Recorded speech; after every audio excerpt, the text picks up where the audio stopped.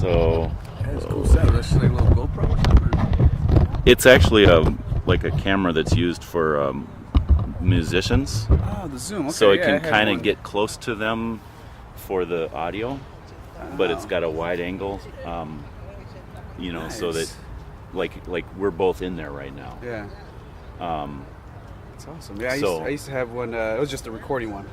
I'm also a musician, and so Yeah, that's why I was like, highly Zoom. Oh, recommend that's it. awesome. Yeah, That's cool. Man. yeah. What's your name? My name's First of all? Hector. I'm Jeff. Jeff, nice Yeah. to meet you, man. What do you play? Mainly guitar, or what I'm good at, the guitar. Oh, okay. But I do sing a little bit. I do drums, bass. Yeah. Yeah, I do a little bit of everything, just because I didn't have any musician friends growing up. So, Oh, okay. so I had to start And playing. are you in everything a myself. band now? Or? No, I stopped playing music. I mean, I still play music because I have my son, so I play with him. Oh, But as far okay. as performing or putting any bands together, jam session every so often, but Yeah. that's about it. Okay. Nothing too crazy. I've been. I took a break. I play guitar, Okay. and I took about a 10-year break to study Spanish because I figured I only nice. got so much free time. So I had to give it up, but now I've picked it back up again, so I'm really having fun. Yeah, well, how long were you play before that? Oh, since high school. There you go. It's one of those Yeah. things, man. It's like riding a bike, right? It didn't take long for it to come back, yeah. No, not at all. I just got to build up the calluses on my fingers, I remember So- after not playing for a long time, then I got a callus. I'm like, this hurts. Like, Yeah. what is yeah. this? I was like, oh, well, I that's played right. in church the other day, and I hadn't been practicing as much as I should, and we had practiced the night before and the morning of, and then in church, and man, I was just in pain. My fingers they weren't bleeding, but they felt like they were. So, What church do you belong to? it's called New Life. It's got a bunch of different locations. Okay. Yeah, actually, I Um, think my sister used to live over on 55th and Keeler, so I know there's one off of Archer and Yeah, Keeler. That's not too far. that's like the mothership. Really? Okay. And so that's like 1,000 people or whatever, Yeah. and then there's a lot of like smaller neighborhood locations. So I Okay. go to the one in Bridgeport. Awesome. So, Okay. Yeah. Actually, I'm from Bridgeport myself. I've been Oh, living okay. there about 4 or 5 years. Cool. Which is cool because I grew up there until I was about 3 or 4, but then I moved on the opposite end by the Brighton Park back in the Yards area. Yeah. And so I lived there for the rest of my life and then moved out. And I was like, you know what, I'm going to find an apartment in Bridgeport. Yeah. Which is cool because I went looking for my childhood home and spent about half an hour going around. And then Couldn't realized- remember where it was. No, I knew exactly where it was. What happened was they tore that block down and built a park over it. So it took me a good. I was like, wait, I swear it's off of 33rd and Morgan, and all of a sudden I was like, wait, this is not right. Huh. Yeah, I crushed it a little bit. I told my girlfriend, she's like, oh, it's fine, it's your childhood home. And I was like, I Yeah. don't understand though. It's like it's a part Oh, of it. yeah. So we actually went out to Minnesota, where she's originally from, and she's like, oh, let's go drive by my old house, and I forgot exactly where it's at, but. Now it's near the university, so they tore okay. down a lot of Yeah. things. And A lot of things. have sure changed enough, there. we go by her house, like, where's my house? It's torn down. And I just looked there, I was like, nah, you know what it feels like? Like, no, we're on the same Yeah, level. I'm here. actually from Minnesota. Really? Yeah. Awesome. What part? Forest Lake, which is Okay. a small town north of We're Minneapolis. actually thinking about moving out to Minnesota now. Yeah, it's God's country. Yeah. I was born and raised here. She's originally from Minnesota, came out here to Chicago to teach. She's been here about almost 20 years, and Oh, okay. now it's like, you know what, it's time to go home. And I was like, it's time for me to find a new home. Yeah. It's Chicago. I mean, I love Chicago. Definitely Yeah. proud to be here proud Close to enough to be able to come back you know, very 7 often. hour, so. 8-hour drive. It's Yeah. not too bad. Yeah. Come out for a weekend, especially when my son gets older. But all right, guys, I'll see you in a couple Yeah. days, and you guys Yeah. can stay here. I'm gonna hang out with my friends, Yeah. which is not a luxury I have anymore. And so you were jogging this morning? Yeah, I usually don't run too often, but today I had the day off work. Yeah. And I was just like, you know what? Let me go do something. Let me go exercise. Let me go. Yeah. Cause It's good to do once in a while. It is, because lately I've been having a lot of back problems. Uh-huh. Part of it is because my son sleeps like. Uh-huh. It's taking over the bed, and so I'm crunched up in the corner. So when I get up, I'm just like, ah. Yeah. And I work doing flooring and restoration installation.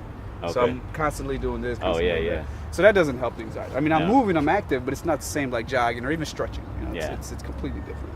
Yeah. So I was like, you know what? And it's funny because I've been walked here, ran around. So I've been here about an hour and a half, and I feel so much better already. Just good. the back. I'm just like, oh my Yeah, God. I do feel better, but then, then I get sore later. So, Yeah.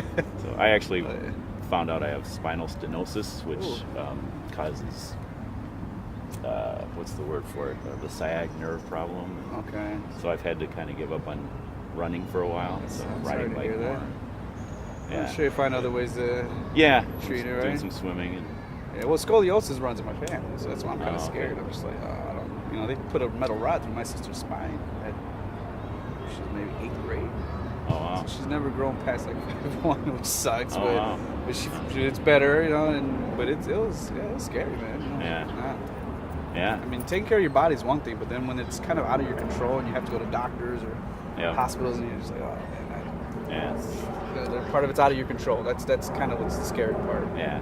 But you gotta embrace it, right? You gotta embrace that unknown. Do what you can. You know? Exactly. So let me get to that question. So, Sure. What do you think happens after this life? Did I ask you that question? No. Oh, that was the question. Okay. I started to, because you were like, well, what's it about? Yeah.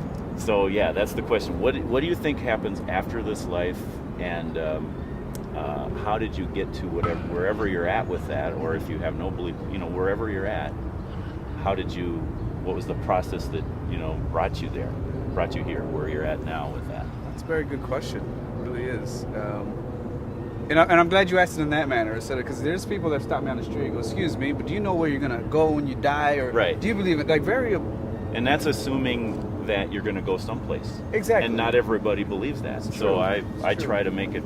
Now, obviously, I'm a Christian. I do have certain beliefs, but I try to ask it in a general enough term that anything is, you know, like whatever you believe kind of will fall into that. But at the same time, you know, it's a spiritual question, you know, or about you know, like it's kind of what I'm asking about. And well, I grew up Catholic, right? So I was really in the belief of, you know, Jesus and being the Son of God, and you know, the story of the Bible, and that when we die, we all, you know, if you're a good person, follow the rules of the Bible, or I don't want to say rules necessarily, but the guidance of the Bible. Yeah. Then you know your earthly body stays here, and your spirit goes up to heaven with God and Jesus and everybody. You were being taught that? Did you go to confirmation and all that? I did. I got up to. I want to say I got up to taking classes for confirmation. So I did my first communion. Well, my baptism obviously when I was young. I'm Mexican, so in the Mexican culture, in the first year or 2 years, you're baptized. You know, that's a given. Right. Oh yeah. I think just Catholic in general. Yeah. Yeah. And so I did the baptism. I went to do the communion, the first communion, and then I started taking classes for the confirmation. But then I kind of stopped. At that point, I was 16 or 17. Oh, okay. And a little bit later than normal, I think. Yeah, because I did my communion when I was about 10 or 12, and then I kind of just, you know, not that I was forced to do it, but I was a little reluctant to kind of go ahead with it, especially at that point where you follow blindly. You're not, you know, I mean. So even at 10 or 12, you're thinking I'm not. Yeah, well, I mean, it was not to say that I was thinking, you know, I'm not Catholic or what is. It was more about questioning what was actually being taught to me as opposed to just accepting it as it is. Yeah. You know, and which is scary in itself, because you start to realize that not all adults have the answers that you want or that you need. Right. Yeah. Right. Because when I was a kid, I was like, adults are everything. They know everything. They know how to handle the life, and they pay bills and cars, notes, and stuff like that. Yeah. But once I was 16 or 17, I started really getting into Mexican culture and really researching and reading about the indigenous culture that was there before the Spanish came. Yeah. And it was really heartbreaking, because they had missionaries come in and try to convert people peacefully, but they weren't having it. So eventually they came in and, you know, and kind of forced them. Yeah, they forced them. If you weren't a Catholic, then you would die. It's either be Catholic or you die. And we're talking about women, children. They didn't care. They were, in their eyes, you were not even human, because you were not following the word of God. Yeah, and you're a heathen.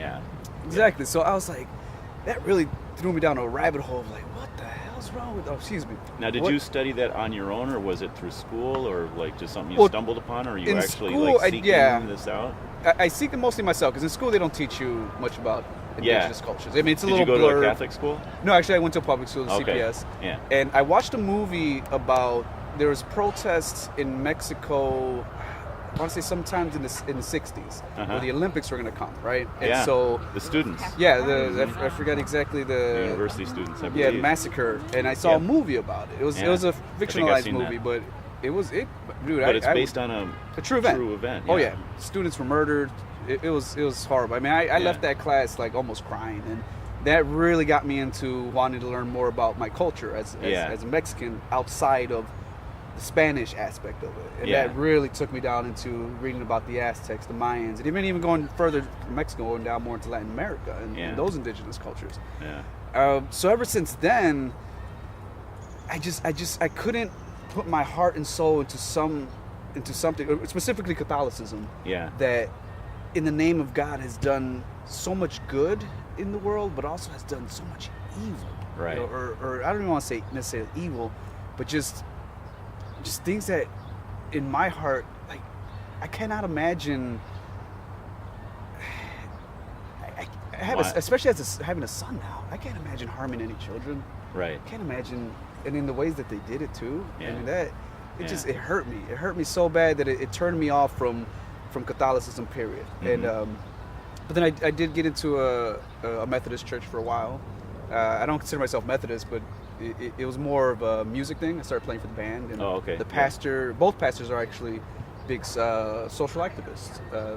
Reverend Slim Coleman used to be a Black Panther, was the treasurer for Harold Washington's administration back when Harold Washington I didn't know he was a reverend. I know of him. Yeah, so now he's a pastor, and then his wife is Emma Lozano, which is the sister of Rudy Lozano, which he was a big union organizer back in the 80s. He was one of the first people to bridge the gap. Was it Lincoln Methodist Church? It's Lincoln United Methodist Church. Okay. Yeah, and he was the first one to bring kind of black and brown folks together, like Puerto Ricans and Mexicans and blacks, and because for some reason Puerto Ricans and Mexicans don't like each other. I don't know what the deal about that is, but well, they're citizens and we're not, so there you go, right? There's part of it.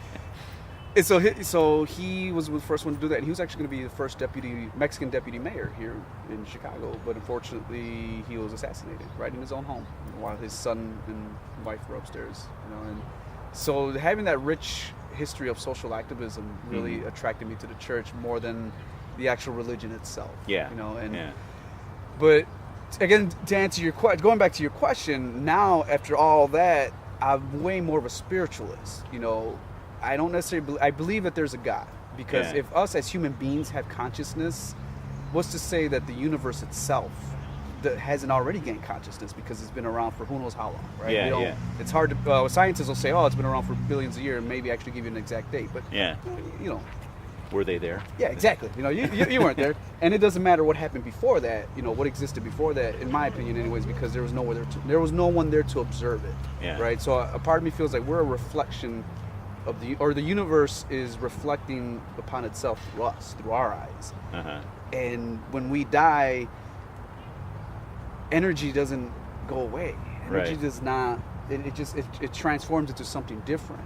And so my energy as a human being, I feel, will just live on forever somewhere. I don't know where, but I mean, I remember I one time, I don't know what it was, but I was falling asleep and I was closing my eyes and I started seeing this little ball of light for some reason. And all of a sudden, that ball of light turned into something like an orb that had all this energy around it. And it was really intense. And I don't know what caused it. I think it was right after my mother had passed, so I was really just not in a good state, but also really questioning everything that because when you lose someone that's so close, that was the first time I lost anybody really close to me, especially my mother. And I guess that must have triggered something, because I there's no way to explain it. I can only draw it, really, but it's like if you were to draw a little circle, and then you start drawing a circle around that in like in a cross formation, but then you do it in an X formation, and all of a sudden it kind of like does. But it's the only way I can explain it. Would you say but it sounds to me like it's more like a feeling, like maybe a feeling of a presence of some sort, or not? Yeah. No, it was definitely a presence there. Now, whether some being or some entity or something. Yeah. I could, looking back on it now, I could definitely say that it was. I felt things more than I've come to learn, if that makes any sense. You know, because I feel like a lot of people can know things, right? But to learn things is different. Yeah. But also to feel things where, again, I can't explain to you exactly what that was, but I felt it. And it was really close that it almost gave me some answers that I needed. Yeah. But there were the answers to questions that I hadn't asked yet. And I don't know if that necessarily makes sense, but because now that I'm growing older, especially now, and this was before I had my son. How old are you, by the way? I'm only 30. So okay. I'm still a young guy. I thought you were younger than that, but Well, thanks. But then you start saying your son and things like that. So. Yeah, but actually, after having my son, going back to those times and feeling what I felt, kind of makes sense now. Because my purpose, I always felt I was always not as a selfish person, but I was always like in my own little movie. Right? Okay. I'm a very kind and caring person. I mean, that's probably one of my biggest faults because some people do take advantage of that. Yeah. Luckily, I've learned at a young age, at 30, kind of how to put up certain guards. But if you are in my circle, man, I will love you and I'll do whatever I can just to help you, because I may not be able to change the world, especially after working with that church social activism, knocking on doors and everything. Right, It's an uphill battle. I hate to say it, but it's an uphill battle. So I can't change the world, but I can help influence the people around me. Yeah. I can influence the circle around me. And that, it feels great to be able to pass that on to my son. Yeah. And to be able to know that it's no longer about me. It's no longer my movie. Mm-hmm. He's there with me. My wife is there with me. Yeah. And sorry, going back to your question, where do we go when we're done with this, whatever this is? I don't know. I don't know where we go, but I know because the energy that I feel within me, the energy that I surround myself with, it's going to be a good place. Yeah. It's going to be a good place. And if I die and all of a sudden I'm presented there and I'm standing in the gates and St. Peter's like, well, you didn't really believe in us when you were down there. What's the deal? I'm going to be like, sorry. But you can't blame me for doubting something that you can't touch, you can't feel. I mean, which goes into the faith, right? You have to have faith in something. I was wondering, you were talking about the orb and the thing that after your mother passed away. If you were to explain that to a scientist, what would the scientist say? Probably would ask me how much weed did I smoke before I go to bed. And I'm gonna tell him that day I didn't smoke anything. All right, so that day I didn't do it. I was pretty clear-headed that night. Not being under the influence of things, but not clear-headed enough that, again, I'm dealing with these emotional problems. But I think a scientist would probably say that's exactly what it is. You're trying to make sense of these emotions of having your mother pass, and maybe you're trying to create something in your head, thinking like, hey, maybe it's your mother that's like you mentioned. Did I feel a presence? And I said, yeah. Now, whether that was my mother, whether that was the universe, whether that was God, I don't know. Right. But a scientist would probably say, no, you probably just made it up in your head because you're trying to deal with these emotions. Because a scientist basically is, as far as I understand, limited to they're naturalists. Everything has to follow the laws of nature. So he would be beholden, I guess, to have some sort of naturalist explanation for it, Yeah, which is funny because, again, at the core of my belief right now, I'm way more of a spiritualist. Yeah. I can say I'm not going to say I'm an atheist because I do believe in the presence. I do believe in God. Now, whether that's the God of the Bible, whether it's the God of the Quran, whether it's the God of Buddhism, I don't necessarily tend to. Yeah. I feel like I borrow from all of them to kind of have my own faith that doesn't necessarily fall within the teachings of a specific religion. A system of some sort. Mm-hmm. And because of that, it just, again, it feels good to be able to not worry too much about, am I doing the right thing every day? Yeah. Because a part of me in my heart knows that I'm doing the best that I can, and I'm not harming anybody. I'm not hurting anybody. Yeah. If anything, it's the opposite. If I can, like I said, if I can go out of my way to, even if it's a stranger, helping them with an interview, or if it's a stranger on the floor that happened to fall, it doesn't cost me anything to help them out, or to take some time out of my day to talk to you, right? Yeah. But then again, I'm very tech-based. I love technology. Which goes way into science, right? I mean, because all that, I feel a lot of our technology is based on observing the brain and how the brain makes connections. Well, there's definitely a place for science, and there's questions that only science can answer. Definitely. I just don't think. I think a scientist is limiting himself if he says there's no other way to discover truth, or to establish whether truth claims are valid, Well, it seems like science sometimes is a little black and white. Yeah. You know what I'm saying? You have your hypothesis, you test it. Now, does that hypothesis match up with your experiment or your observations? It's either right or it's either wrong. And he might take your experience and say, okay, can you repeat that? Can you do it over again? Let's tried give you the same situation and see if it comes out the same. And like I said, that black and white, like is it right or is it wrong? Okay, if my hypothesis is wrong, let me go ahead and try it again. Right. And I think you make a good point. It does tend to limit not only your ability to find answers where there might not be any, but also limit your ability to feel. You know what I'm saying? Because there's science has taught us that there's a lot around us that we cannot see just because of the limitations of our eyes. Senses. Our senses, our eyes. There's all these ultraviolet lights. There's everything around us that we just cannot see. Yeah. Radio waves, what's going right through our head. Exactly. How's my phone connected to my headphones that are without a wire? Yeah. But outside of radio waves, though, there's, again, I think that limits you from... A spiritual level, too. Yeah. Radio waves are in the physical world, so... It is. It's all about vibrations and frequencies. Now, are you attuned to that to be able to accept them and influence your life in a positive way?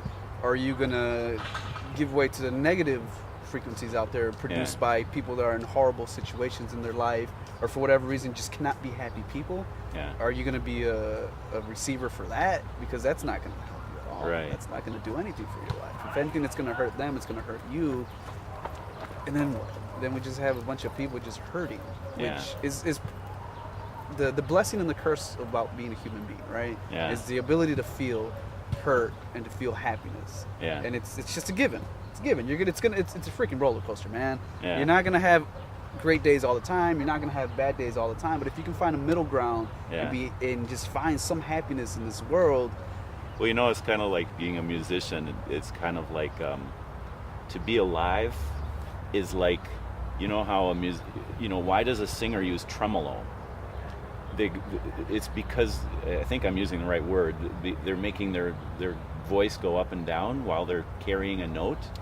Vibrato, okay. Yes, vibrato. Yes. I don't know what tremolo is then. Tremolo would be more for guitar. Tremolo bar. Oh, so so it's doing the same thing. Vibrato, but the reason is because you can't just stay in one state. You've got to be going up or down, but the way you can stay steady is to be constantly moving, and that's what life is. We're constantly. Why can I have a good day? Why is this good weather today? Because there was bad weather another day, and I'm comparing it to that. Yeah. But going back to what we were talking about scientists being limited to accepting other things aside from whether it's right or wrong. Using music as an analogy, a great musician doesn't have to learn music theory. Now it helps, right? Because it's like having a map. If you were to drop me off somewhere on the north side of Chicago and say, come back to McKinley Park, I'd find my way back sooner or later. Yeah. But if you gave me a map or had a GPS on my phone, it'd be a lot quicker. I know the quickest routes. I know whatever. Yeah. So music theory for me is the same way. Like it helps you express yourself better as a musician, but you don't necessarily need it. Yeah. And for me, that's like a scientist or someone that believes solely in science. Like, no, there's rules. This is the rules you have to follow. But then a musician that plays more out of a feeling.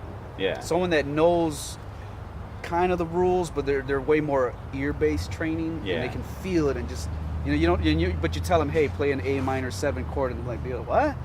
But then put him over a blues jam track or something, and he's he or she, I should say. I want to tell you how that works as a Christian. Is so there's different ways of knowing God or being aware of God's presence or knowing more about God. One would be, I guess you'd say, subjective experience, just kind of like what you've experienced, like the kind of a spirit on a spiritual level. Yeah. Another one is just to actually study how God has revealed himself and how other people have. So like, for example, the Bible is a huge collection of books, right? So big that you can't just sit down and just take it all in and then compare, all the different parts of it to each other. And so there's an actual systematic way of comparing what do they say about God here and about here and here in different parts of the Bible. So it's kind of like if you compared it to a person who is sailing on the ocean. They could go down and they could go to the ocean's shore and feel the breeze and, you know, look out over the vastness and learn and just feel the ocean and experience it. And then another person who's, you know, and so they study the ocean by, you know, like picking up shells, and just another person studies the ocean by studying a map of the ocean, right? So now they're not actually feeling it, but they're seeing what's out there and what other people have found out, you know? Yeah. And so it's like, as a Christian, it's like I benefit from my own personal experiences with God, but I also benefit from what other people have written and what the, you know, how people have studied the Bible. It's like a map. So theology is like a map of like the big picture of God, but you can't experience it all until you've actually had that personal experience too. Yes. So a person just reading maps would have no idea what the ocean is all about, unless they actually go out on the ocean. There's plenty of things you'll encounter on your trip or on your spiritual journey that are not a map.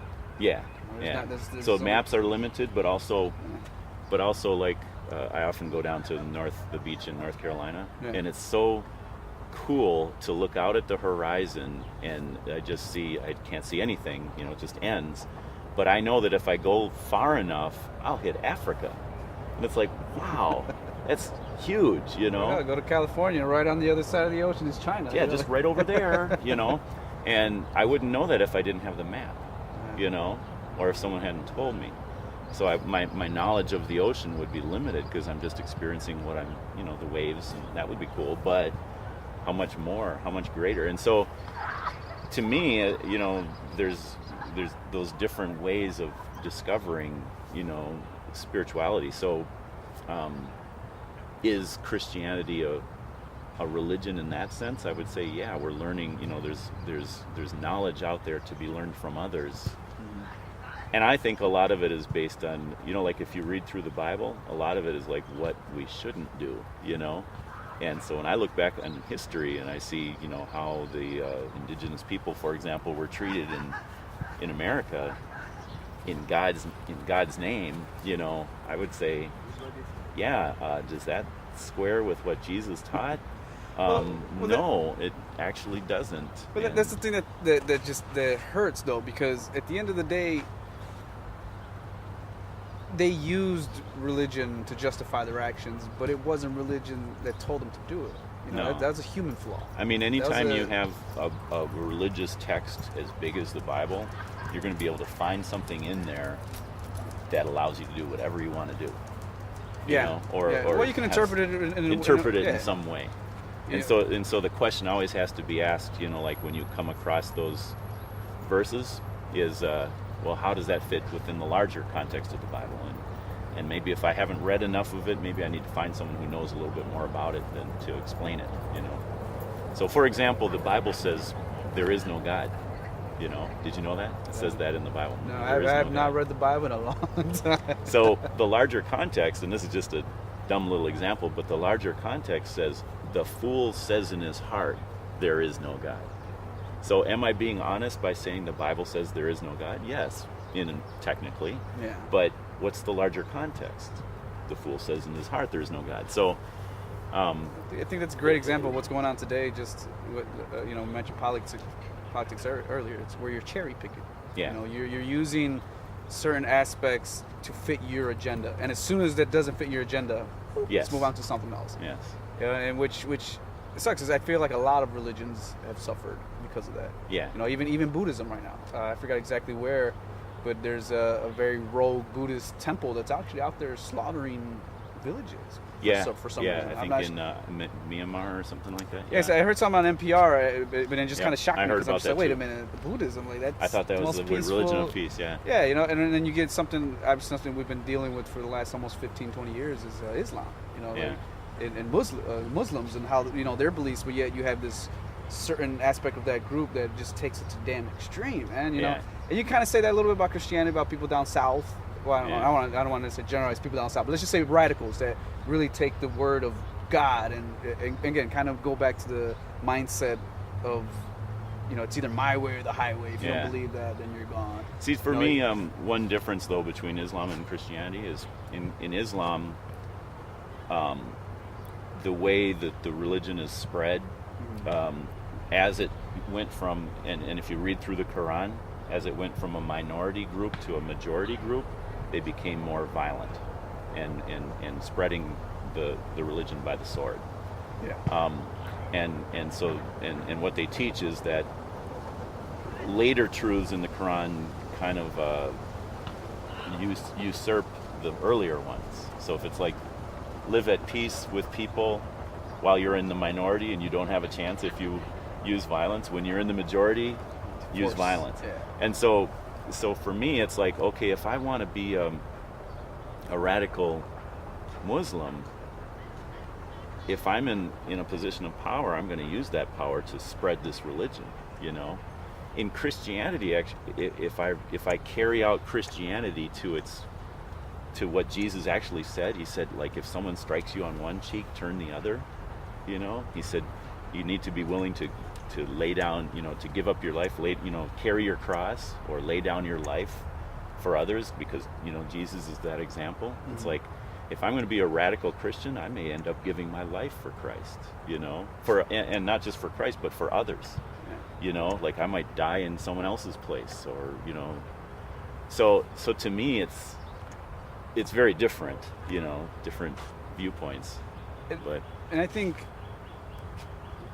trying to stay on subject, or not to say, well, but the thing for me, again, at the end of the day, we're human beings, right? And we have our flaws. Yeah.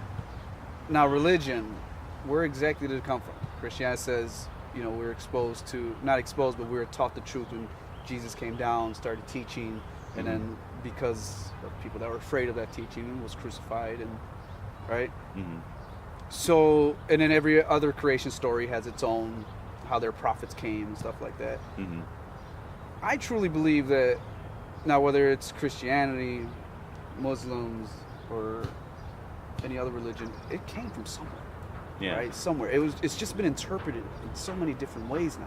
Yeah. You know, everyone takes it in a way. I mean, think about the Egyptians. Who knows what the Egyptians saw? The gods that they worshipped. I mean, I'm going to go ahead and say there was no people that were what do they call them? Centaurs, or right. People with cat-like features or something. What they've drawn on their. Yeah, right. Because I don't really believe that those people existed. But what's to say that something like that didn't exist, that they interpreted in their own ways, right? Yeah. So now, where did that come from? Did it come from aliens? Did it come from a spiritual place? Did it come from the earth? And there's millions of theories. People, I mean, I've gone on YouTube and there's a rabbit hole of conspiracy theories. There is. After like 10 minutes, I'm just, I can't watch this anymore. This is ridiculous. I mean, I'm gonna go watch another video they somewhere ask some else. good questions, but they don't really answer. Exactly. They ask way more questions than they answer. But it is very interesting that ancient civilizations were so advanced that to the point where we can't even figure them out. No. But I guess the point I'm trying to make is, religion in itself is it's a human interpretation. Now, you can say it's the word of God. You can say it's the will of God to teach teachings or whatever. But at the end of the day, it's through human. Yeah. Through human means. I do want to ask you this. So you do believe in a higher power or God? I'm not going to say the Christian God or anything like that, but what is your idea about God? Like, and to me, the key difference is God a impersonal force of nature, I guess, or a being that thinks and that makes decisions and has opinions and, you know, has a mind for itself? Is God a mind, or is God a force, like the Force on Star Wars or something? God is you. God is me. I don't think it's some being sitting there somewhere. Which doesn't even say he has a physical appearance, or he. I'm saying he. Doesn't even say it's a he or she. Who's even saying it's a human form? You know what I'm saying? Like, we don't really know, and we won't know, like you said, until we pass that threshold between life and death. But it's kind of like what I mentioned earlier. Like, the universe will exist, will always exist. But what point is the universe if there's not someone there to observe it, for someone to question it, right? Yeah. And I feel like that's what God is. God is the universe. The consciousness? The consciousness. Like, I don't think it's just one being. The self-consciousness. I feel like we're all a part of something bigger. This unified consciousness that's not unified anymore because of just human flaws throughout centuries of war, of hate. Like I said, human beings are capable of so much beauty, so much just immense love, but we're also capable of a lot of horrible things. Yeah. Why? Was it God's will to do that? Is it God testing us? I don't know. But going back to your question again, it's a shared experience, man. Like we need to learn how to work together, because at the end of the day, it's not whether I'm happy or you're happy. We all need to be happy. Mm-hmm. And I think that's, again, even if you go to the fundamentals, everything around us is built from the earth, right? Obviously, in the last, I don't know, let's just roughly say 100 years, we started making things like plastic and things that inorganic things, right? But for the most part, everything around us that surrounds us is made from the universe. Things that fell from the earth from who knows. I mean, I go to the Field Museum and there's a meteorite there. I look at it and I'm thinking, wow, like that thing traveled through space. Yeah. Who knows how long before it hit here? It's amazing. And we ourselves are made up of those same elements. Yeah. And I forget what the actual ratio is, but they said if you just decompress a human or compress a human into its fundamental elements, it's like 2 pounds of carbon and this. I'm not going to say actual numbers because I'm just making them up. Right. To be honest with you. Exactly. But the idea is that we literally are the universe. Yeah. I'm saying we are made up of the same things that so are. you kind of view God as being part of the creation, or the part of the existence, I guess you'd say. So the difference would be Christianity would say creator, creation. And so the big question that is always asked is, well, where did God come from? Who made God, right? And so the answer is, in the beginning, God created. God was always there, always existed. He's the creator, totally different than the creation. So that would be, like, where did all of this come from? God created it. Why? God has a personality because at some point, without any kind of cause or effect, because there was nothing else to cause anything, God made a decision to create and has reasons and reveals those reasons, to his creation. I may make people angry by saying this, but I don't think there is a separation between creator and creation. Yeah, so that would be more of an Eastern religion, because that's what Hindus believe, that it's called pantheism. Okay. Pantheism, where the creator is part of the creation. I want to ask you this, because I'm actually a history teacher, high school history teacher, and I don't know where you went to high school, but history teachers in the last several decades have been increasingly critical of Western civilization and its Judeo-Christian roots, to the point where all they will teach is criticism of Western civilization and an embrace of all other cultures. Part of the reason for that, I think, is they want to be, like at the high school level, they want their students to listen. And so if they appear, and I'm just telling you this by observation, if they appear to be going along with, because like a high school, like a teenager's job is to rebel against his parents, right? Oh yeah. And so if they can teach, well, this is the inside information that your parents didn't tell you, and this undermines, what they're, maybe the Catholicism or whatever it is that they've raised you in. Here's an alternative, and it's kind of way of getting the class to pay attention and piquing their interest, and it's like what is so interesting about conspiracy theories? Well, it's something now nobody else knows, but I've got this inside information.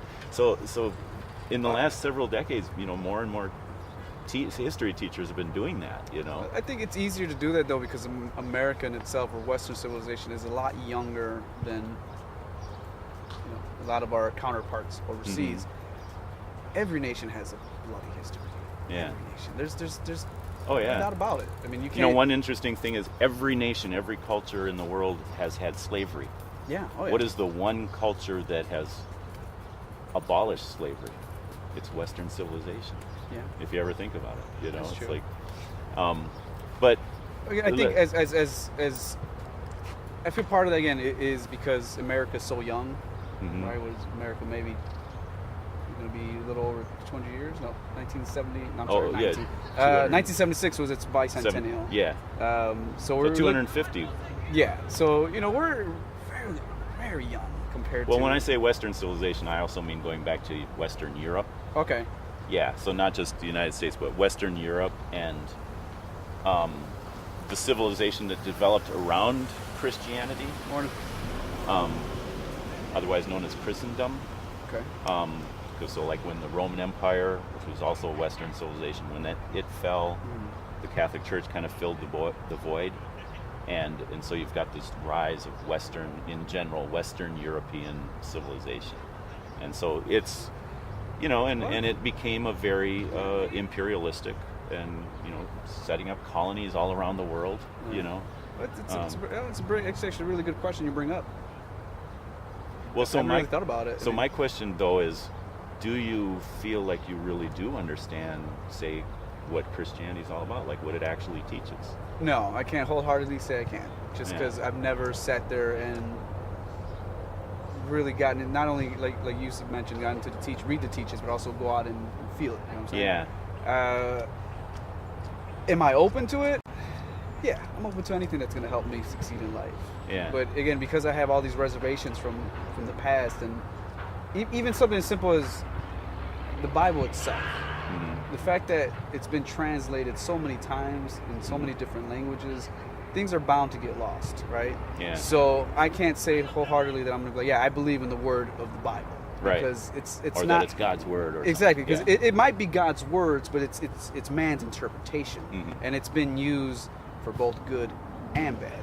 Yeah. Now, the teachings behind it, can I embrace that? Oh, of course. Definitely. Yeah. But just like I've embraced. There was a time where I was reading a lot of Buddhism and Zen and things like that, and that called to me more than, especially Catholicism, what I was brought up on, because it wasn't about worshiping this unknown entity. It wasn't about doing good for the sake of doing good, and hopefully there's a heavenly reward. It was way more about looking for the answers within yourself, which I'm sure there's parts in the Bible that say that. It's just I'm sure it says differently. It's definitely much more than doing good for a heavenly reward. Yeah. There's actually a lot more to doing good, because just for me, I'm a Christian. I believe that I'm a sinful person who doesn't deserve heaven, but yet Jesus died on the cross, took my punishment that I as a sinner deserve, and that I'm going to go to heaven, even though I don't deserve it. So now why do I want to do good? And it's like, okay, I'm already going to heaven. Why should I worry about doing good? Well, because that's the proper response to someone who, if he gave his life for me, how can I give my life for him? Yeah. It's like that's my experience. There's something called the Holy Spirit. You've heard Father, Son, the Holy Spirit. I've seen it too. That's what stirs up within me is this. It's like, how can I? And Jesus said, "If you love me, you'll keep my commandments." Well, how can I express my love, Jesus? Well, I better start reading the Bible, so I can be more aware of your commandments and keep them. And follow Him. And if you love me, you'll take care of the least of these. The orphan and the widow, and the social justice is intended, like all the social issues that you're talking about, that Lincoln. Yeah. It's intended as a way of expressing our relationship with God out of gratitude. It's not doing all these good things so that we can feel better about ourselves and feel like, well, maybe if there is a God, maybe I will go to heaven. No. Well, scientists would argue against you and say it's the chemicals in your brain. Oh, of course. Yeah, of course. Hey, I have some people waiting for me. So I probably have to get going. It was a pleasure, man. This is definitely not a conversation I expected to have today. No. It's definitely very, very insightful and just this great conversation. I'd like to leave you a book that's I think really helpful. It talks about. It's not too heavy because I still got to walk. Yeah, no. Well, if I can stick it here in my pants, then I'll definitely. Okay, yeah. It's. Oh, this one. Awesome. So it talks about where did the Bible come from, and I mean, more than carpenter refers to Christ, you know, to Jesus. He was more than so. And it's kind of written from a guy who set out to disprove Christianity. He was an atheist. Okay. And then he started to look into it. And he's giving a lot of the evidence that you went to a public school, Oh, yeah. that we haven't heard, you know, and that the world doesn't want. I believe the world doesn't want us to hear.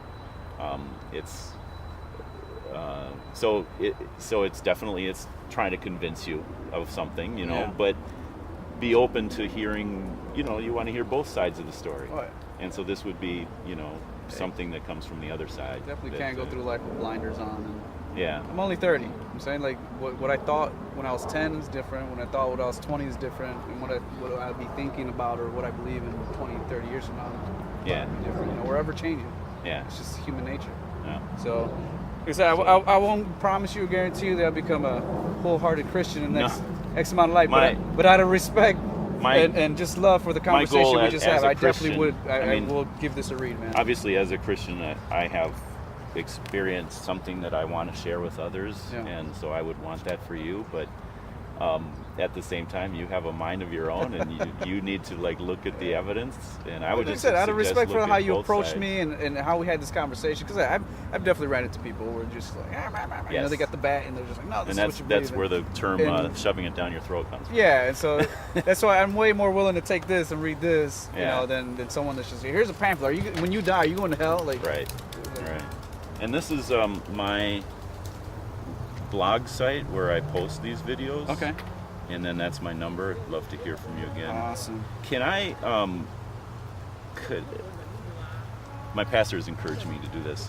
Can I call you in a week and see what you think of what you see? Would that be all right? Yeah, definitely, man. All right. Do you have a pen? I or a usually phone? just kind of like leave my number and hope people will call me. Oh, you know what? Yeah, I'll text you But- with my information. How about that? Okay.